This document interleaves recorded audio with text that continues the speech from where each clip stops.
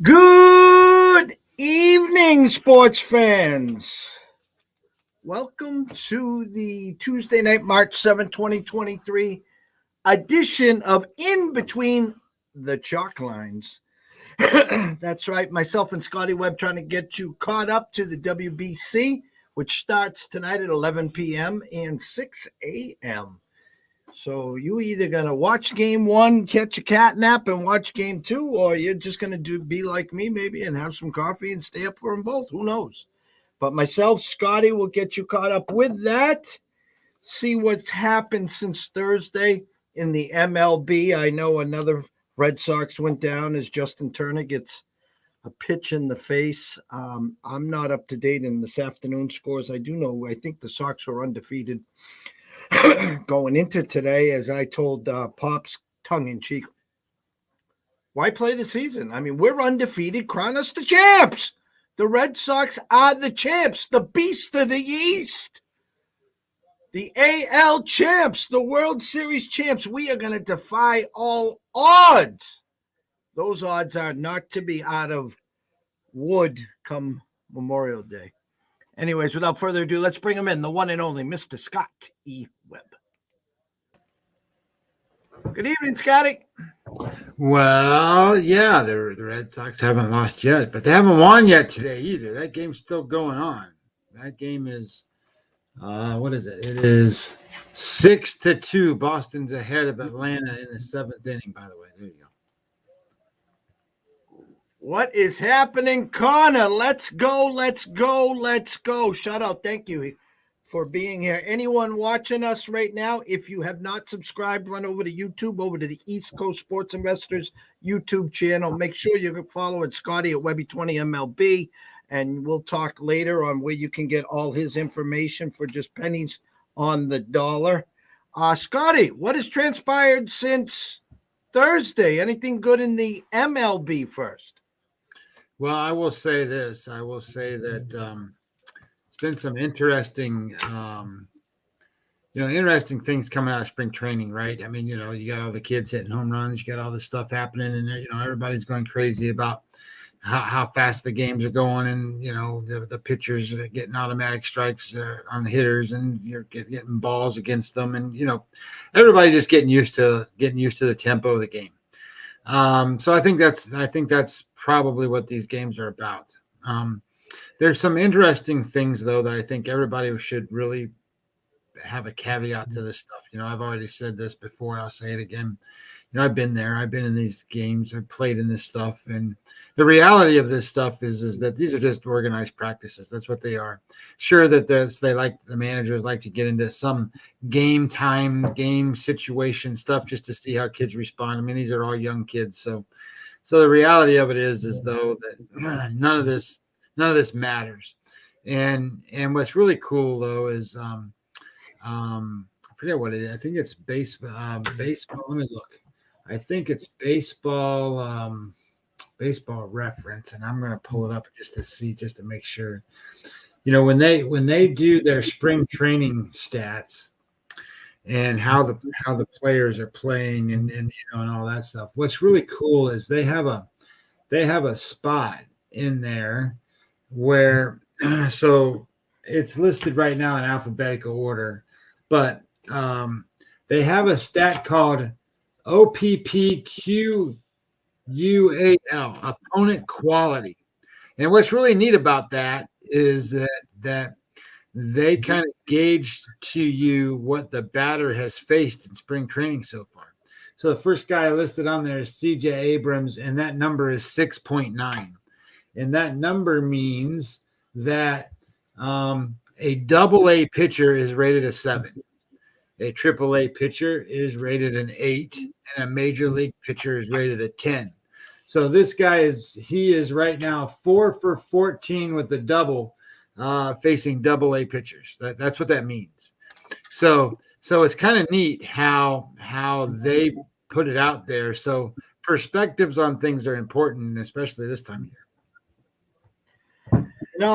We got 2 WBC games that I talked about, and on Thursday's show we did the first half of the under-overs in the MLB, and I'll probably go back to that.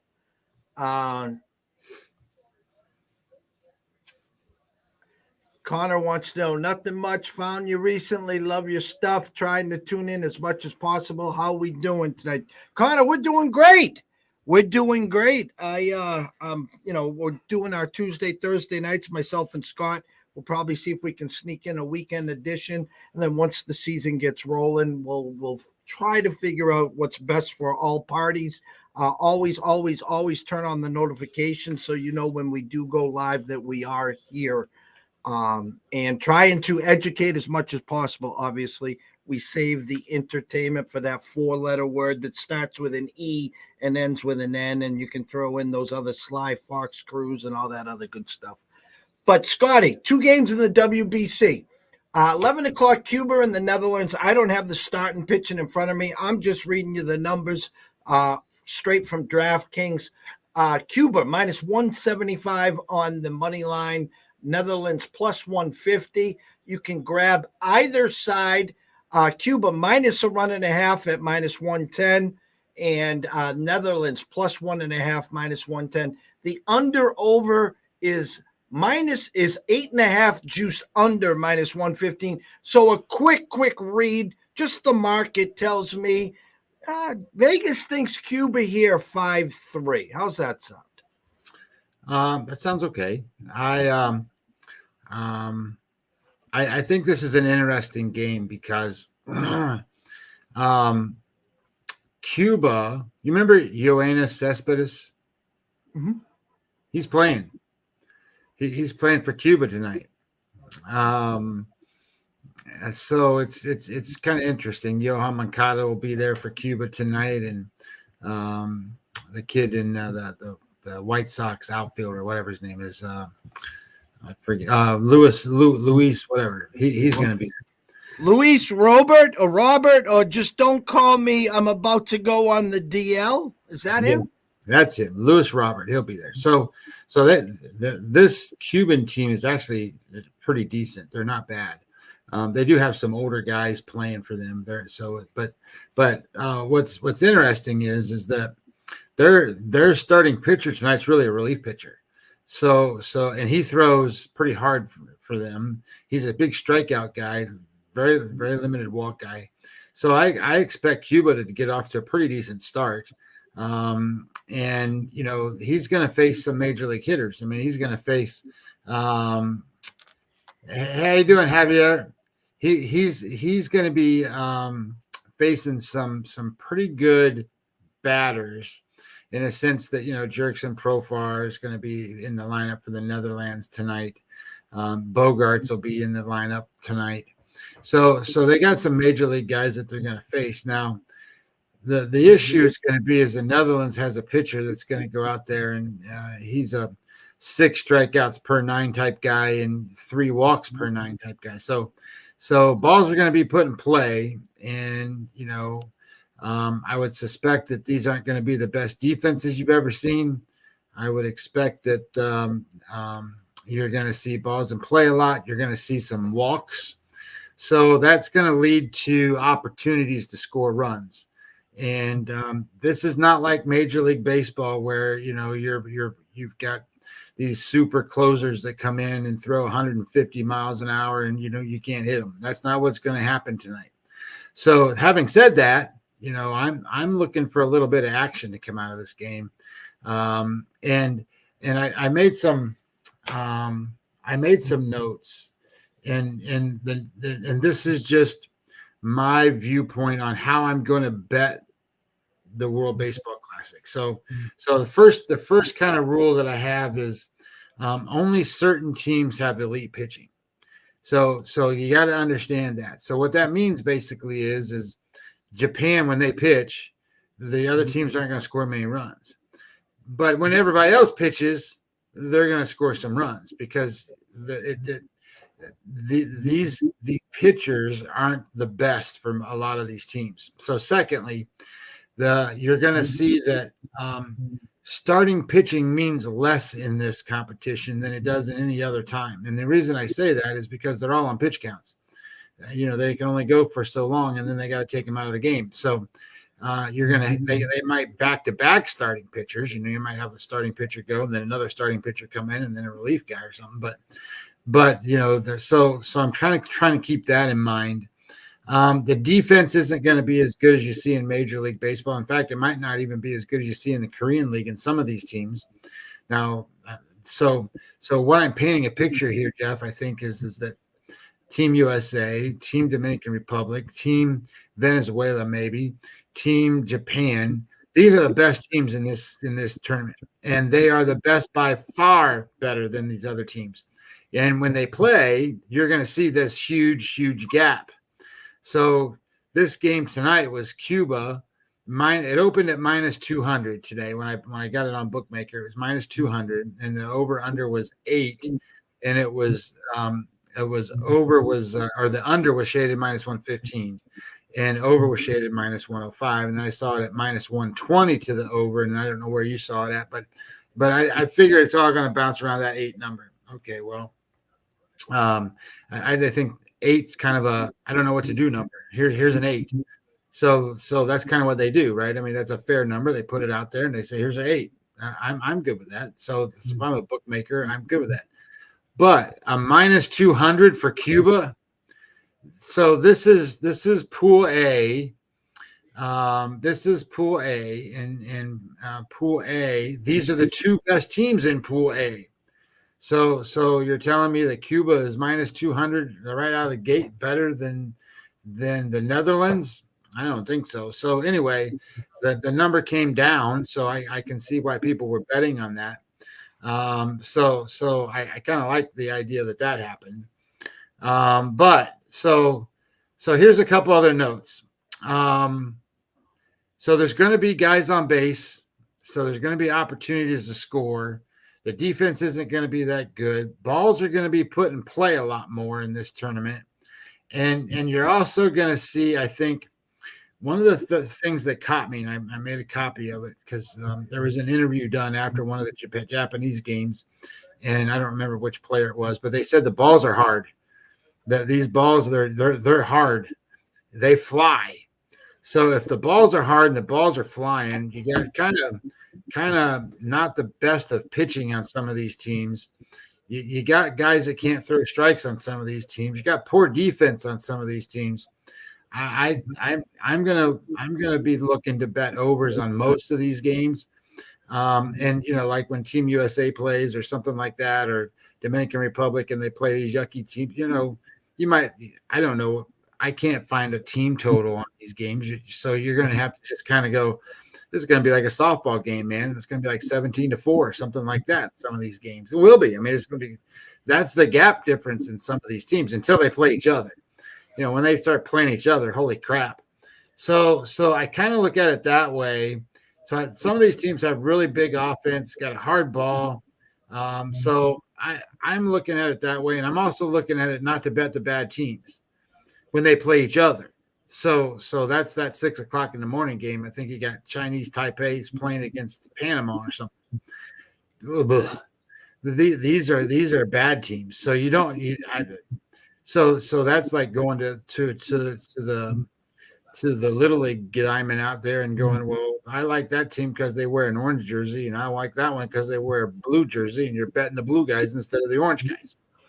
I needed to give Javier a shout out. And when you were talking about the A list, he says, don't leave PR off that list, please. No, I hear you. Here's okay. So I'm going to do this because this is great. This kid, and I'm going to get him, Javier. I'm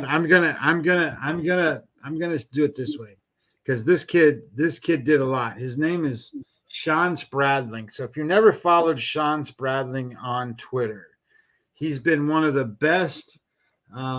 He's been one of the best World Baseball Classic accounts that I can find, and he did these really, really, really good team charts and stuff. So here you go. I'm gonna hit you with this. All right. So let's go. Where's Puerto Rico? Let me find him. Puerto Rico. All right. So here's Team Puerto Rico. So Puerto Rico's lineup is probably going to be Kike Hernandez, which is not terrible, be the leadoff guy. And who does Kike play for, by the way? The undefeated Red Sox. Thank you. And then Francisco Lindor, Javi Baez, and then they have MJ Melendez. He bats fourth. Okay, well, if you're taking him fourth, and then you look at what Team USA throws out there, or Dominican Republic looks out there, or even what Team Japan looks out there, you're starting to lose quality compared to those players. So anyway, Kike Hernandez, Francisco Lindor, Javier Baez batting third, MJ Melendez, Eddie Rosario, Emmanuel Rivera, Neftali Soto, Christian Valdez, former Red Sox, Vasquez, I'm sorry. And then you have Martin Maldonado. That's who they got. Now they got some pitchers. They got Barrios, Stroman, those two guys, Hector Santiago, and they got a closer. I mean, they got Tommy Two Tones coming out of the bullpen out there, and Edwin Diaz, right? So they got some guys that come out of there, and I agree with him saying, "Hey, look, they got the best bullpen." Well, look, they got to have a lead going into the bullpen to do anything, and I don't think their offense competes. Here's what I'll tell you: let's take that team. Let's take that team. And a team that we haven't really talked about, me and Jeff here anyway, we haven't talked about Team Venezuela, okay? We haven't talked about that team. Team Venezuela, here's their lineup, Jeff. Ronald Acuna Jr. leads off. Luis. I heard Acuna is pretty good. Yeah, he's a pretty good player. Luis Arraez is going to bat second. You know who he is, right? AL batting champ last year? Yeah, that's correct. AL batting champion last year. Batting third will be Jose Altuve. The little guy that could. I'm waiting for those tires to fall off, by the way. Batting fourth, Eugenio Suarez. Batting fifth, Salvador Perez. Batting sixth, Anthony Santander. Batting seventh, Gleyber Torres. Batting eighth, David Peralta. Batting ninth, Andres Jimenez. Now, look, that team is better than Puerto Rico. I mean, it is. It just is. That lineup is better. They have Martin Perez, Pablo Lopez, Eduardo Rodriguez, and Jesus Luzardo on the mound. That ain't so bad either. No. Closer is Jose Alvarado. So I get it. Puerto Rico, a lot of people like Puerto Rico. Puerto Rico's got a lot of the same odds as like Venezuela does. But at the same time, I think this Venezuela team's deeper, faster, better. I think, and it's like I said before, I don't think pitching this is going to be an offensive game tournament just because the pitchers aren't up to speed. They aren't, they're not where they need to be yet. Not that they won't pitch well, but,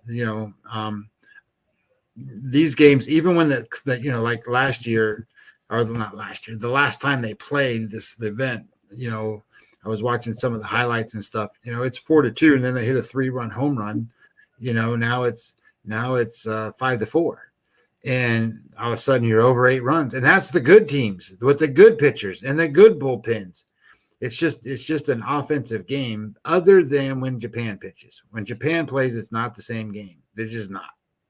When you're playing tournament baseball, it's almost like the start of the playoffs in regards to, this, I know this, most of the people I assume watching and listening, the best team on paper doesn't always win these things. In other words, it's that chemistry. It's the right team getting hot at the right time. The Phillies back end, all of a sudden, were barn burners.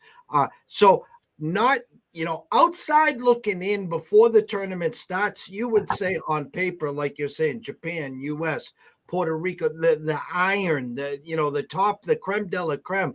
But, with some of these names, like I cringe when I hear a Salvador Perez. I cringe when I hear a Jesus Luzardo. These guys, it's too spring training. If this was regular spring training, their asses wouldn't even be picking up a ball. They'd be like, I'm all set. Because I'm not calling them brittle, but there's some wear and tear, and some of these guys are brittle.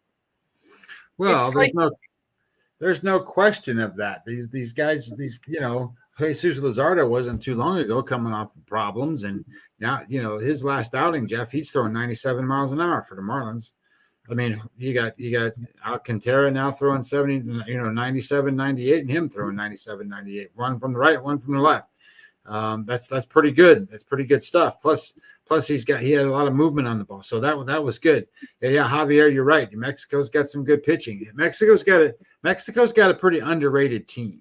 I agree with that. I agree 100% with that. They've got a pretty. I mean, I don't know if people really know. Here's their lineup. Okay, they've got Randy Arozarena, and then Alex Verdugo, Joey Meneses, the guy from Washington Nationals, Rowdy Tellez, Isaac Paredes, Luis Urias, Austin Barnes, Alec Thomas, Alec Trejo. So they kind of lose it down towards the bottom of the lineup, but they got Julio Urias, Patrick Sandoval, T1 Walker, and what's his name?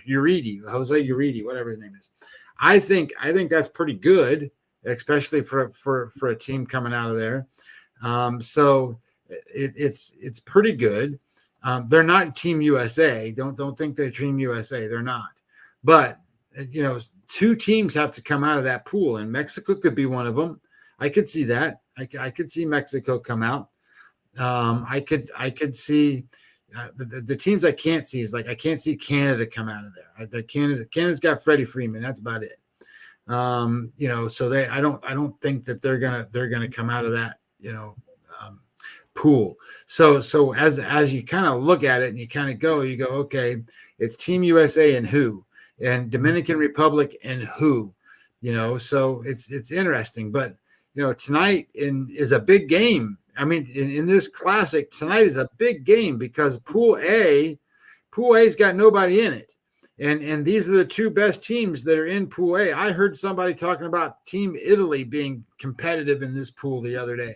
And I'm like, well, they're not really competitive. But at the same time, this pool doesn't really have much there. The two best teams will be playing tonight. So if something, goes one way or the other, just like you were just talking about, all it takes is a little momentum and a little bit of energy and a little bit of this. And then some of these good teams, they're not playing no more.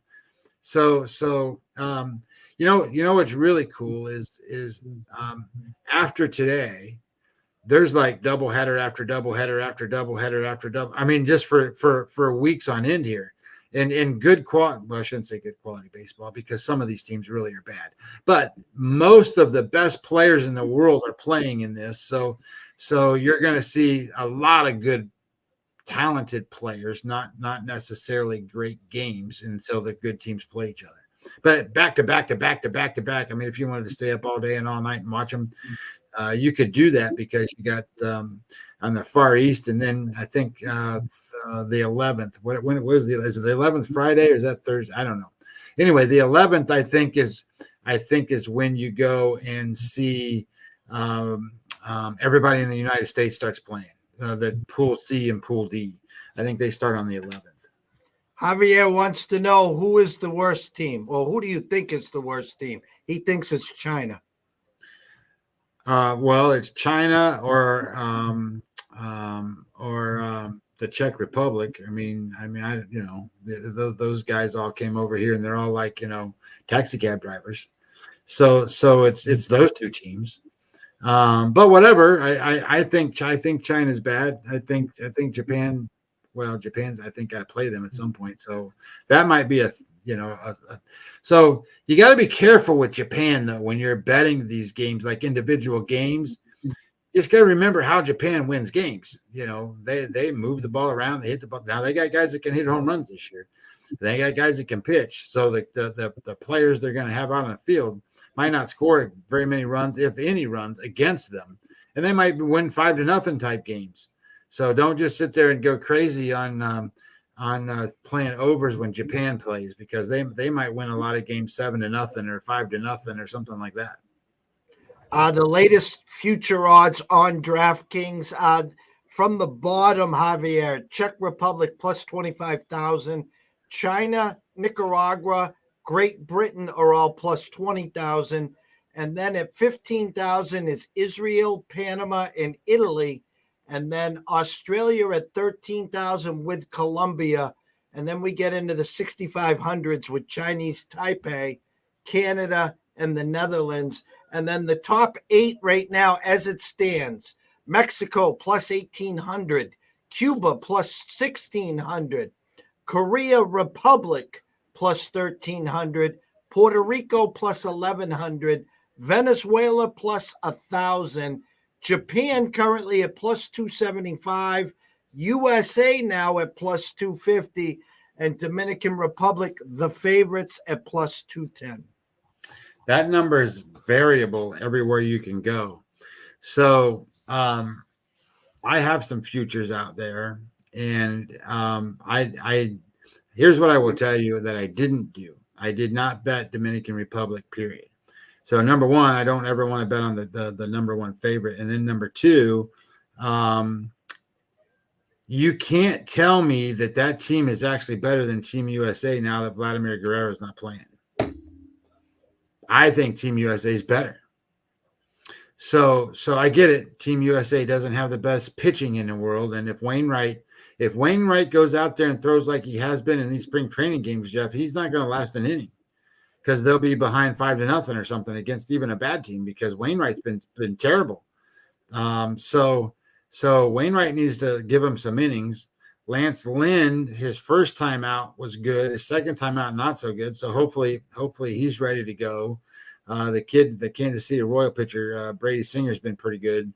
And the kid in Arizona has been pretty good, Merrill Kelly. So I mean, you only need to get those guys to a certain level and get through some of these games. I remember when Team USA won it all, Marcus Stroman was their best pitcher. Marcus Stroman. Now Marcus Stroman is pitching in this thing on a different team. So it's kind of weird how all that works out. But at the same time, all you need to do is be able to get somebody hot and ride them a little while. And I think that changes the dynamic of your team. And you just got to get the relief pitchers to throw strikes and keep the ball in the yard, or, get the Adam Joneses of the world to run through center field walls and then bring back Manny Machado home runs to win games. I mean, that's what you got to do. I mean, that's what happened. Switch up gears here. We'll be talking a lot about this, Javier. We'll be back on Thursday night. It looks that way, I should say, Scott. I'll talk to you after about that, generally at 9 o'clock. So I'm going to go back over the MLB in some under-overs where we stopped at the LA teams, and now I have to find it. Season specials, team futures. Well, hey, let me hit you with this. I want to hit you with one thing before we get into that, because I think we stopped on the Dodgers, right? Or was it the Angels or somebody? It's one of them teams. Anyway, I told you I like the Dodgers under, right? It was like 95 or 96 or something like that was the number. So the projected numbers for Fangraphs, then what's cool about this is that they're projecting out the run differential for these teams. And you can do a lot with run differential. And the Dodgers run differential for this season is 50, plus 50. Well, that's not terrible, but plus 50 is pretty good. The Padres are plus 95, and the Dodgers are plus 50. So if you just look at the standings from last season and you go down and you find the teams that were plus 50. So the Padres last year were plus 45. They won 89 games. And you go and you can find plus 52 is the Tampa Bay Rays. They won 86 games. And then I thought there was one more that was near there. No, those are 60s and those are 60s. So when you have kind of an idea that if you're plus 50, you're probably going to win around 85 games. So how in the hell is this line 95? Anyway, just food for thought. I agree. It's actually 95 and a half, juiced over minus 125. So go run to the window, get your 96 and plus burger Only cost you 25 cents for every 100. Interesting what with this one. One of the best pitching staffs in the whole league can't hit a lick. They bring over the American League batting champ, hoping to move some runs. Miami Marlins, over 76 and a half, juiced under minus 120. Yeah, I have a hard time with this because, they actually got off to a pretty decent start last year. They were pretty good, and then they went into the I can't hit doldrums. This is a team that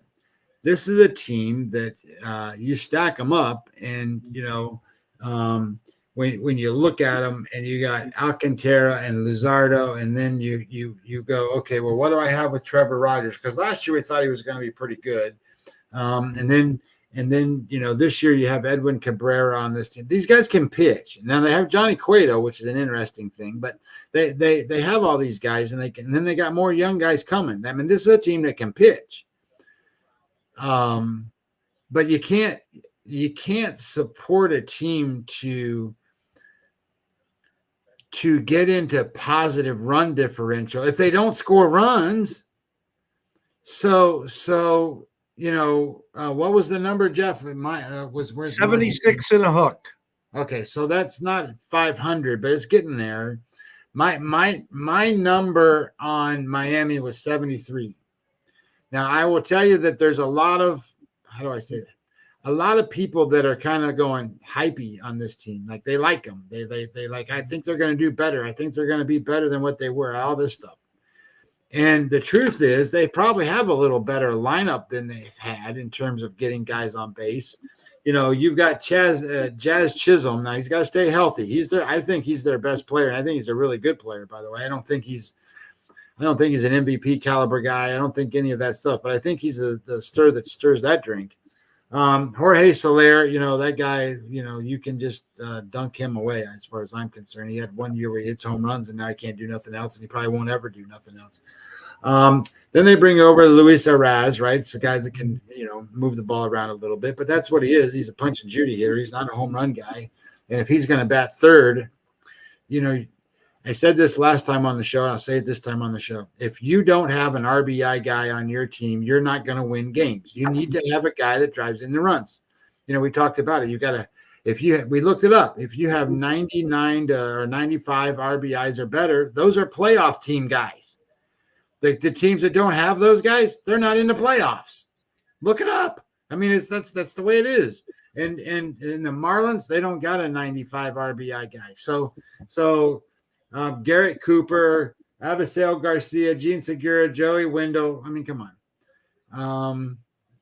I don't see how this team is that much better or that much more improved than they were a year ago, other than I think they underachieved last year. And maybe if they play to a normal level this year, maybe they get up to a certain number. But I'm not going to. They got a new manager. They got kind of new blood in there. They got new coaches, new things. I'm not going to sit here and go. I guess the question I would ask is this: who are you going to ride to get there? They already had the National League Cy Young winner, so you need more than that, evidently. So who are you going to ride to get to a point where you can get to 500? I don't know. And especially in that league. And I had their perfect replacement. It would have cost them $10 million. He probably took less to go there because he wants a shot at another ring. JD Martinez would have been the perfect ad for them right there. Professional hitter that can spray the ball to all fields, that can drive do it and all. Run. Yeah, that was their guy, and they faltered on that one. This one seems, I don't want to say short. I want to say spot on, but I can see more people going over than under. Milwaukee Brewers, over 85 and a half. Juice minus 110 both ways. Well, I think this is one of those teams that burns you. I think that this is a team that has been competitive in the past. They've played well. Their manager is kind of a gritty kind of guy, so I think that makes the team kind of a gritty kind of team. This is another one of those teams that They can't hit. Now they can pitch. The issue here is they got better hitters than the Marlins do. So I have a number. You said it was 85. You said it was 85 and a half. I have circa number was at 84. Now maybe it's been up a little bit. So 85 and a half. So that means people like this team. My number is 86. So obviously I wouldn't be betting it, but shade to the over maybe. My problem with this team is Christian Yelich is not the MVP that they're paying for. He's just not. Willie Adames can only do so much. I mean, he's a great player, but he's just a great player. He's never going to be an MVP kind of player. So that's your 1-2 punch, and then you got Rowdy Tellez, and they brought in William Contreras over from the Braves. I'm like, I'm good with that, but again, you're talking about you got to go compete against the St. Louis Cardinals, and you've got Goldschmidt and Arenado in that lineup, and then you're talking about you got Tellez and Contreras. Okay, I just I mean, like there's a difference, there's a gap there, and then you have Jesse Winker and guys like Garrett Mitchell and Brian Anderson, and I'm like, who in the hell are these guys, man? I mean, I get it, I know who they are, but I mean, in comparison to what you're asking them to do, you're reliant on that pitching staff. And if Corbin Burns can be like Jacob deGrom, which he could be, I mean, there's times when he goes out there and you can't hit him. But they need Brandon Woodruff to pitch like a second ace. He can. He's been certainly surpassed. And then you got Freddie Peralta, who got hurt last year. So, I'm kind of trying to figure out what he's all about. And he's a good pitcher. So I mean, I like the top three. Those three guys are good. And then after that, I mean, there's a big drop. You go to Eric Lauer and Wade Miley. Okay, well, Wade Miley out of the 5-hole maybe not so bad, but at the same time, it's a 500 team. I mean, that's what they are. So to sit there and go, okay, 86 wins, that makes they're better than a 500 team, and I think they can get there. Their base runs last year was 87 wins. That's what they're supposed to have won last year, was 87 wins. I don't think they're any better than that. I mean, they're no better than they were a year ago. So if you sit there and go 87, 86 wins, okay, I'm good with that. The next one, I still would assume you're still punching tickets on a daily basis. The Minnesota Twins, over under 83 and a hook, juice minus 110, both ways. So Circa had this at 83. Base runs last year was 82. Fangraphs has them at 83 wins. And Baseball Prospectus, the Pacoda stuff, has them at 88 wins. So that kind of all blended together is like 84 wins. And my number is 86 wins on this team. So I like them to go over their number. What I like about the Twins is I think they're better than the White Sox. And I don't think that the Guardians are a team that's insurmountable, that the Twins can't beat the Guardians. I don't. I have the Guardians at 86 wins and the Twins at 86 wins. So looking at your odds board there, Jeff, there's a one that if you slide that over just a little bit, it'll say to make the playoffs. And if you do one that says make the playoffs, I think the Minnesota Twins are plus 150, which means the only way they're going to get in is probably that they got to win that division. I mean, so if they win the division, and Fangraphs has Cleveland 83 wins, Minnesota 83 wins. Baseball Prospectus has Cleveland 88 wins, Minnesota 88 wins. Neither one of them can pick them out. And I'm sitting here at 86 wins, and I got Cleveland at 86 wins. I'm just, shit, what the hell's the matter with us? So, but my point is this. I think they're just as good as or better than what Cleveland is. Now, there's different spots here, right? So I think you put Bieber and Sticks up there for Cleveland.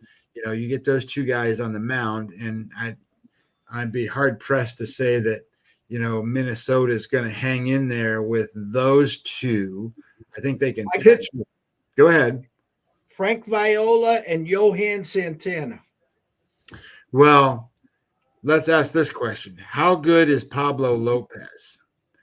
So good spot. Good spot. So Pablo Lopez is now a Minnesota Twin.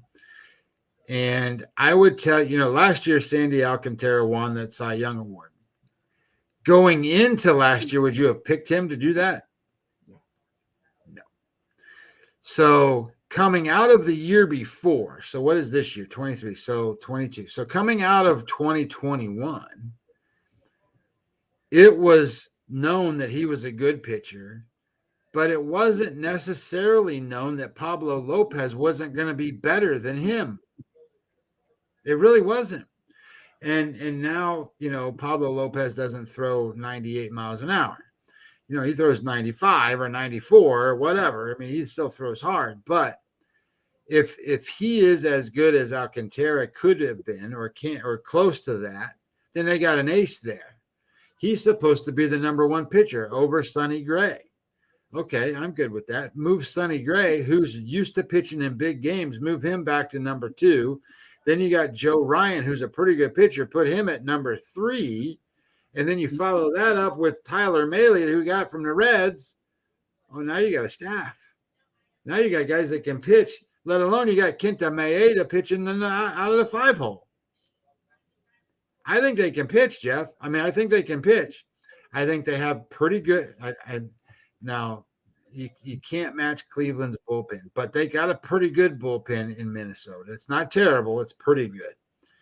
But here's where Minnesota can beat Cleveland. They got 8 guys on the field that are better than the 8 guys other than one that Cleveland can put out there. I mean, when you put Jose Ramirez up there, he's in the top 10 of all baseball. So, he's a great player. So then you got Byron Buxton. Can he stay healthy? I don't know. Jose or Carlos Correa. Then you have Polanco, who's a good player.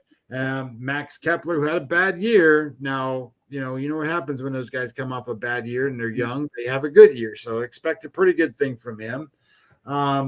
Jose Miranda. Now, they got 2 guys that I think are going to be the key to whether they're really good or not. If they're really good, these 2 guys will be good.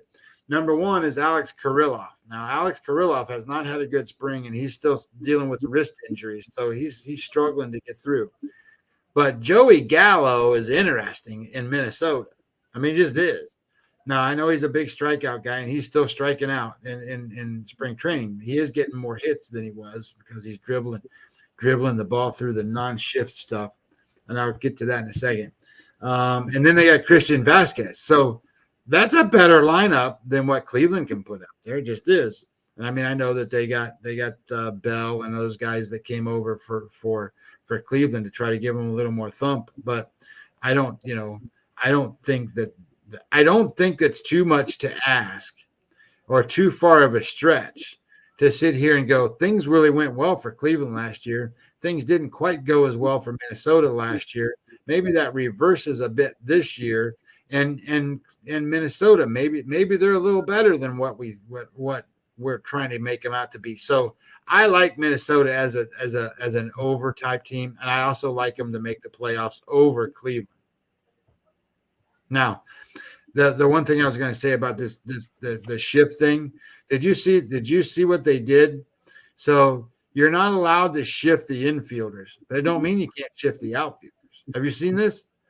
They're taking outfielders and shifting them around. Okay, whatever. I mean, it's spring training. That doesn't mean they're going to do it at Major League Baseball games because that's a bigger hole of a void if the ball goes through there and there ain't nobody there than it is otherwise. So maybe they're just trying some stuff out. But if they hit a ball where that outfielder is not and it goes all the way to the fence, that's a triple. If it's a fast guy, well, Joey Gallo's pretty fast. So I don't know. He's big, but I don't know. It's interesting.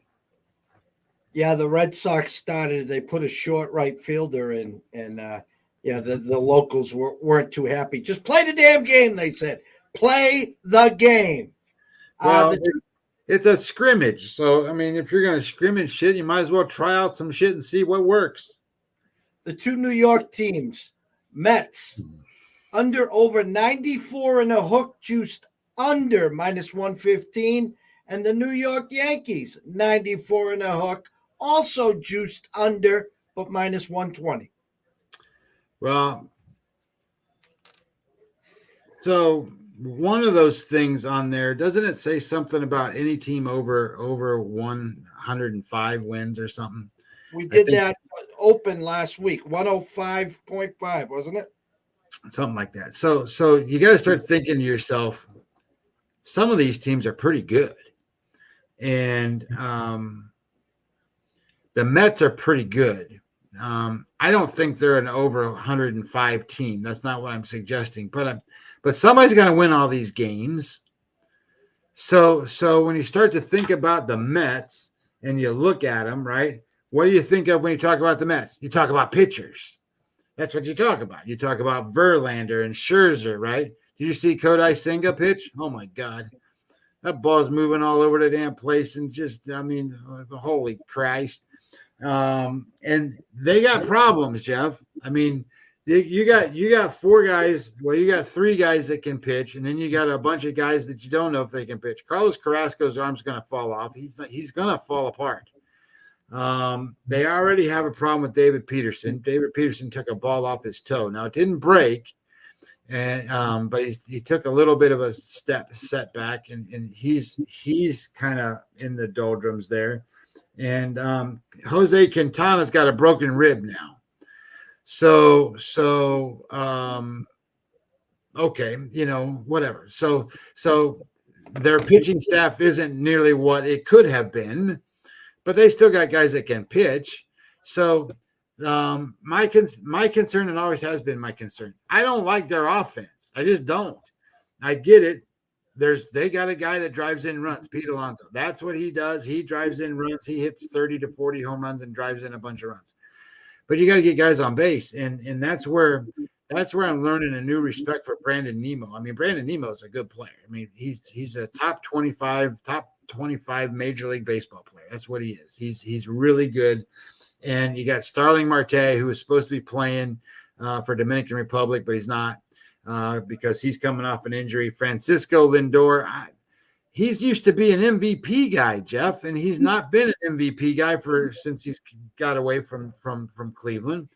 And Jeff McNeil. Okay, well, Jeff McNeil is just that little scrappy guy that plays. So, and then you got a whole bunch of other guys. I mean, they got Daniel Vogelbach, for God's sakes, playing in this lineup. It's like Greg Luzinski, but not quite the same. Mark Canha and Eduardo Escobar, and they like Omar Narvaez and stuff.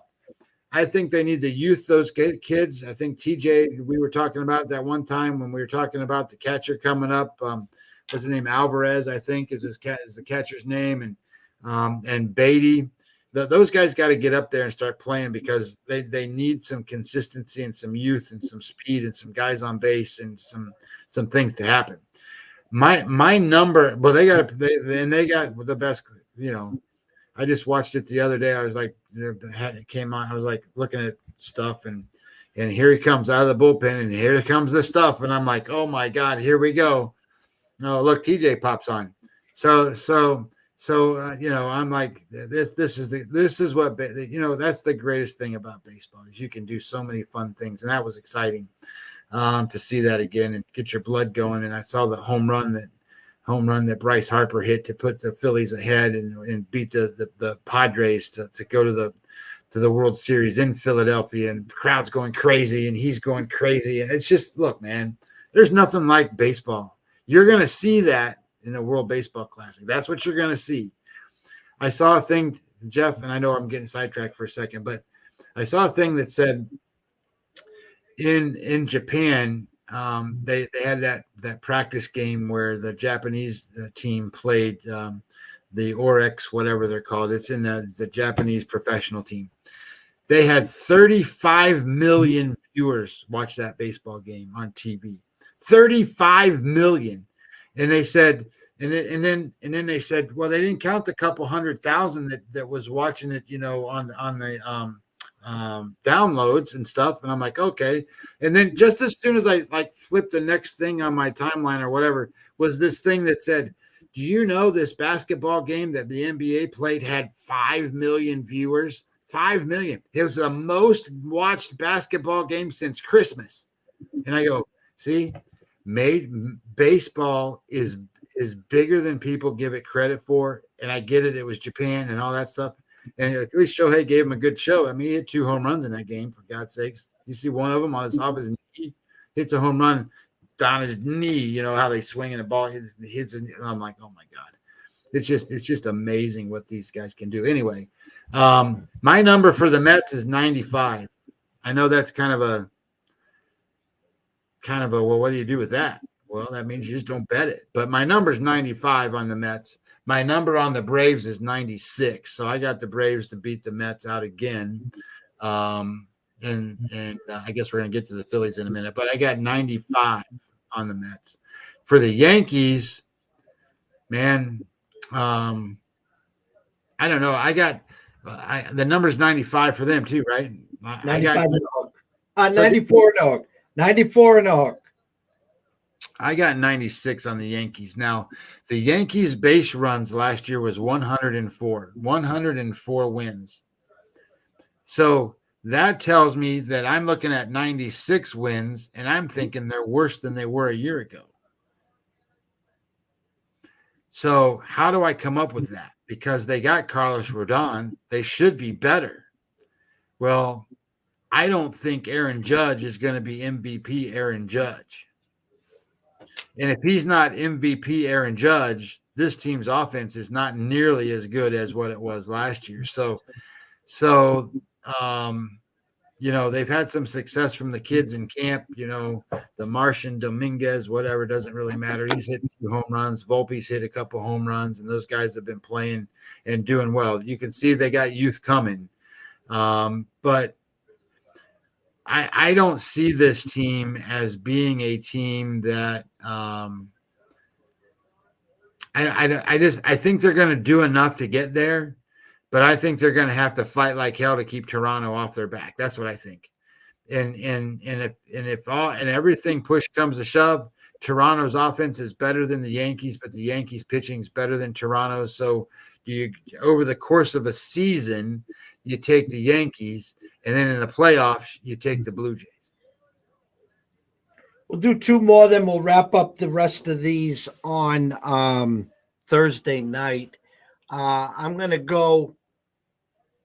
Actually, Oakland is 60 and a hook juice under, minus 120. I'm going to do the Pirates, 68 and a half, also juiced under, minus 115 there. And we're going to start with the Phillies on Thursday.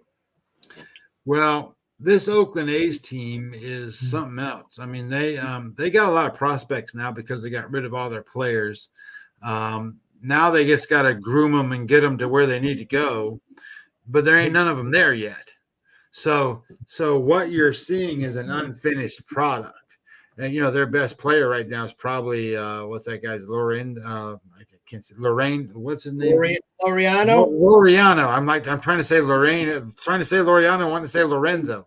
So Laureano is probably their best player, and he got suspended because of PED use and other stuff. So he's going to play. He's ready to go. But I think that you start to think about what they have and who they are, and another guy to keep an eye on is they got a catcher from the Braves in that deal that they got for Sean Murphy with Langoliers is his name. That kid's going to develop and be a good player, but they got nobody. I would tell you this: you go to any, I wouldn't even call him a casual baseball fan. Go to a baseball fan and go, you know what? Tell me 4 players on the Oakland A's. They're going to go, I can't name 2. That's what they're going to say. I can't name 2. But they got Jesus Aguilar, They got him. So that's a guy that's big, and you know who he is. They got guys you've heard of on the mound. I mean, oh my God, they got Caprillion still pitching there, but that they got rid of Cole Irvin, who was a good pitcher for them. They got Blackburn, who I don't know, resurrected his career a year ago. So I don't know what's going on with that guy. Paul Blackburn, he used to be a Ranger and a whole bunch of other teams, and then kind of never made it. And then all of a sudden he pitched fairly well. He's not a flamethrower or nothing, but he pitched the ball in the right spot, got some outs, and but they got a guy from Japan too, and I don't really know a whole lot about the guy other than he throws like 8 pitches or something. I mean, he's like got pitches all over the place. His name is, I can't say his name, but Shintaro Fujiyanami or something. That guy is supposed to be like their second best pitcher. And then they got I forgot, they got Drew Rosinski, and I know who he is because when we bet the WB or the Korean Baseball League, the KBO, he was one of the best pitchers in the KBO. But that was, what was that now, 4 years ago? I'm like, are you kidding me? So I don't know what these guys are doing. I know what they're doing. I just think that it's a problem, right? So the problem is that this team is going nowhere this year. So my number on this team is 60, and wouldn't surprise me if they won 59. But I got them at 60. What's the number you got? 60.5 juice under -120. It's hard to go less than 60 because that means you're losing 100 games. That's what it means. You play 162 and you're only going to win 60. You're going to lose 100 more than 100. So I think that's kind of a it is what it is kind of thing, right? They're not very good. And your Pirates number was 68.5 juiced under -115.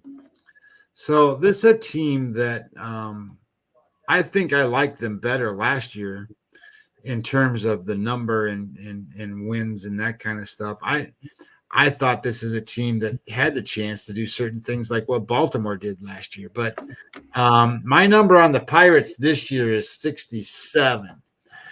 Base runs for that team was 62.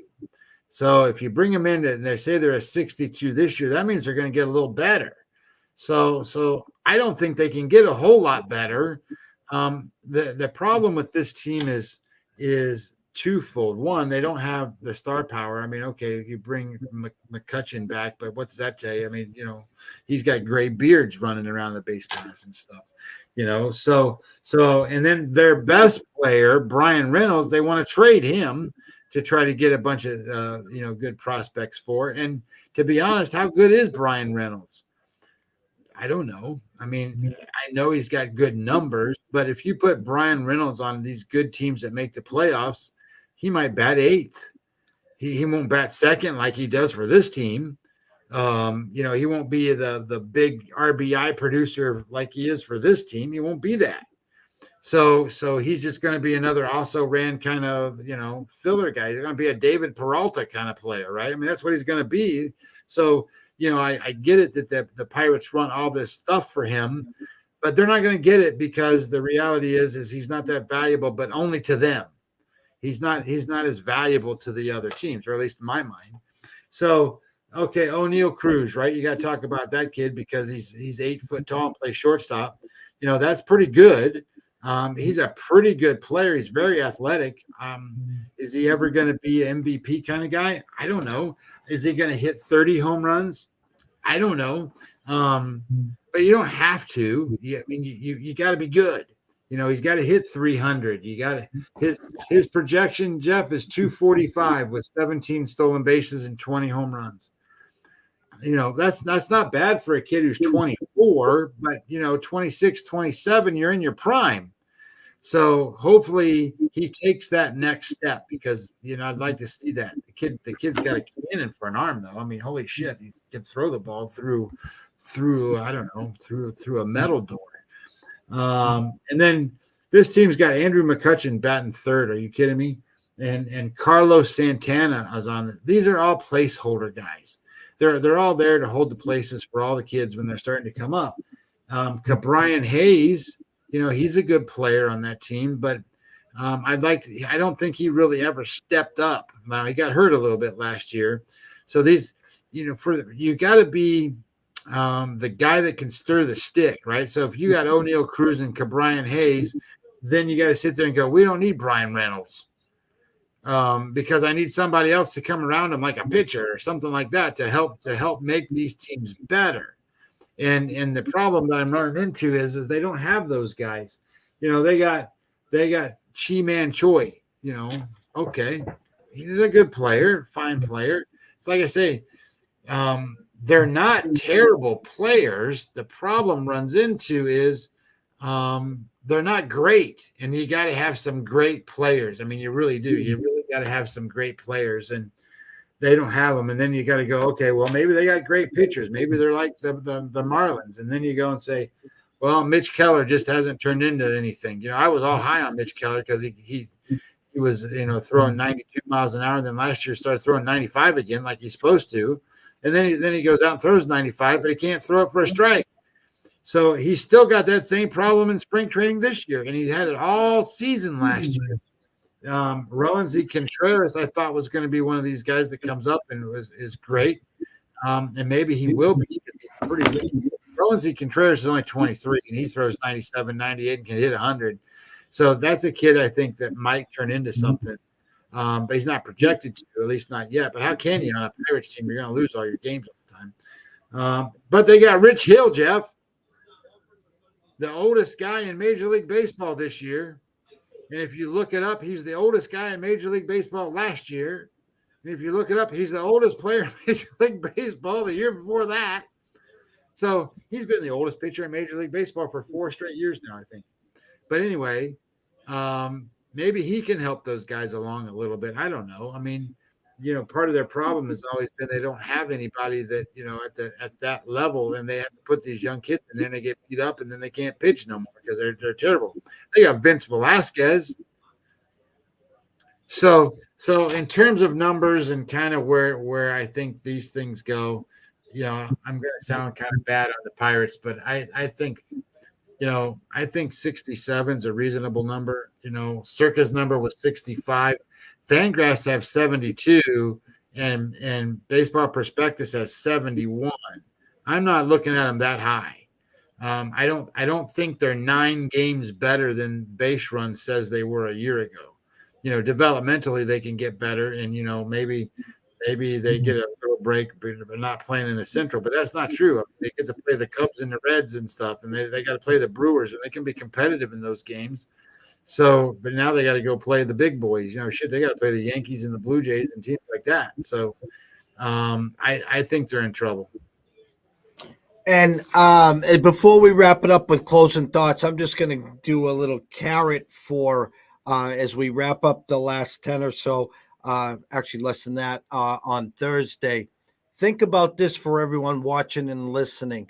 Last year's NL champ and runner-up, the Phillies, is 5 games less than this year's Padres, meaning this year's under-over for the Phillies is 88 and a hook, juiced 115 over, and the Padres are 93 and a hook, juiced 115 under. So a 5-game difference for everyone to sit on for 2 days. Closing thoughts, Scotty. Well, I'm excited for the WBC. I'm all in. I'm going to have a hard time trying to stay awake to watch the game tonight if I get that far. I mean, they're on FS1 and Fox, so I mean these are broadcast games. They're going to be on TV, and they're not going to be on some little channel that you couldn't find somewhere, someplace, PBS or something. But I'm excited to watch that. But I'm so that this exciting games come through, and then I'm going to be ready for MLB to start, because then you have to refocus, reshift your mindset back to, these are good teams, not bad teams. There's not, there's elite players on both sides, and you just got to kind of put it together from that perspective. And and look at the segments, because you got the opening couple of weeks as a segment, and you got the end of the first month kind of as a segment, and then you got the call up season when they bring up some of the guys and that segment, and then you got a little bit of a stretch before the All-Star game kind of a segment. You got all kinds of segments to kind of look at with Major League Baseball, and I'm excited. Everyone watching and listening, obviously myself and Scotty can't thank you enough. We've been in these lanes for a long, long time. And myself, Together. yes, and myself and Scotty have done a lot of hard work, blood, sweat, and tears and labor to get to where we are today. ECSI is in the start, actually the quarter pole of their 8th full year. If anyone that doesn't know us, that just stumbled onto us, go to Google search, type in sports investors. You'll see that's us right there, number 1 ranked in the whole wide world, first page.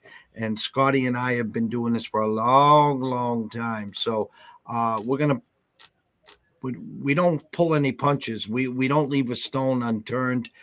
We're here to educate. We're here to ask questions from TJ, from Javier, from Connor. Thank you, and more thank yous. That's what we're here for.